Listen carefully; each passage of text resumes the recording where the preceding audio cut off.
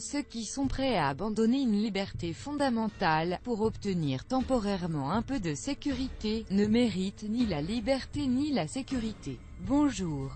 Le franc CFA est une monnaie coloniale, utilisée aujourd'hui encore par les pays de l'UEMOA et de la CEMAC pour bénéficier d'une stabilité monétaire au détriment de leur économie.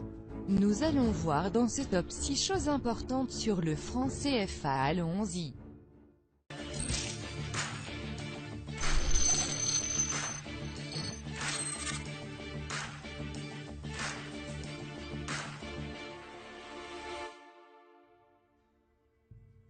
La création du franc CFA résulte du décret numéro 4501-36 du 25 décembre 1945, fixant la valeur de certaines monnaies des territoires d'outre-mer, pour protéger les parts de marché de la France et faciliter l'approvisionnement en matières premières à moindre coût. Ce décret, signé par Charles de Gaulle, président du gouvernement provisoire de la République française, et contresigné par René Plévin, ministre des Finances, et Jacques Soustelle, ministre des Colonies, est publié au Journal officiel de la République française le lendemain, 26 décembre 1945. Le franc CFA, qui signifiait à son origine « franc des colonies françaises d'Afrique », abrégé en franc CFA, est le nom de deux monnaies communes à plusieurs pays d'Afrique constituant en partie la zone franc. Aujourd'hui, l'appellation franc CFA signifie franc de la communauté financière d'Afrique pour les pays membres de l'UEMOA, et franc de la coopération financière en Afrique centrale pour les pays membres de la CEMAC. La zone franc rassemble 15 États africains et 3 territoires du Pacifique répartis en 4 groupes. 8 États d'Afrique de l'Ouest: le Bénin, le Burkina Faso, la Côte d'Ivoire, la Guinée-Bissau, le Mali, le Niger, le Sénégal et le Togo formant l'Union économique et monétaire ouest-africaine (UEMOA), dont l'Institut d'émission est la Banque centrale des États de l'Afrique de l'Ouest (BCEAO).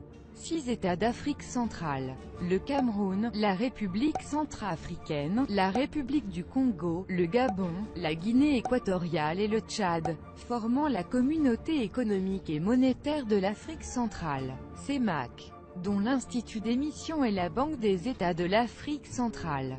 L'Union des Comores, utilisant le franc comorien. L'île de la Réunion a utilisé le franc CFA de 1945 à 1975, et Mayotte l'a utilisé de 1946 à 1976, avant d'adopter le franc français puis l'euro.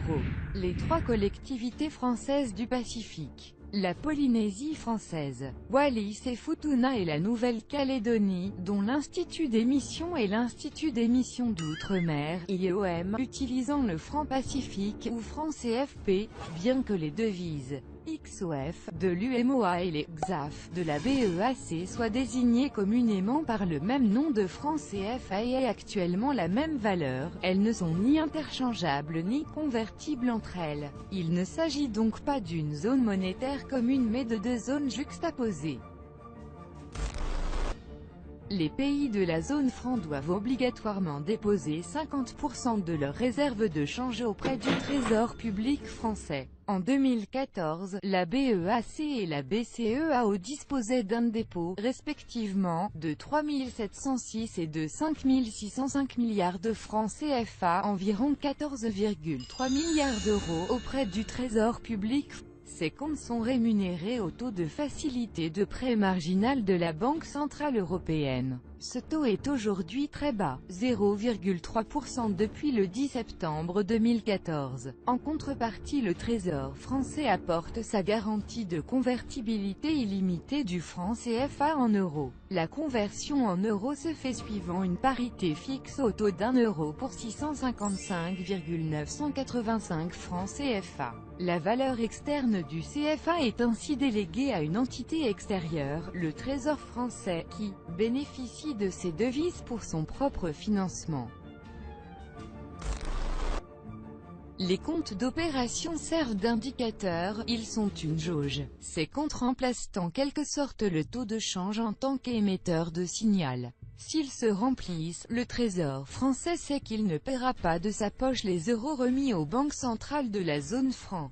En revanche, s'il se vide trop, les fonctionnaires en charge de sa gestion tireront le signal d'alarme à l'approche du seuil des 20% parce que les euros échangés contre des francs CFA finiront par être payés par les contribuables de France, mais le système est simplement conçu pour que cela n'arrive jamais. En effet, le Trésor français ne commence à aider les banques centrales africaines qu'au moment où ces dernières ont procédé au ratissage de toutes les devises détenues dans leurs zones respectives, notamment auprès des banques commerciales, et même du FMI. C'est seulement après ce ratissage que le Trésor met les euros à disposition des banques centrales. La seule fois où les réserves ont beaucoup diminué, en 1993, le processus a abouti à la dévaluation imposée de janvier 1994.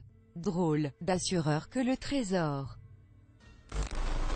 Le nombre de pays et territoires utilisant le franc CFA a changé dans le temps comme certains pays ont introduit leur propre monnaie.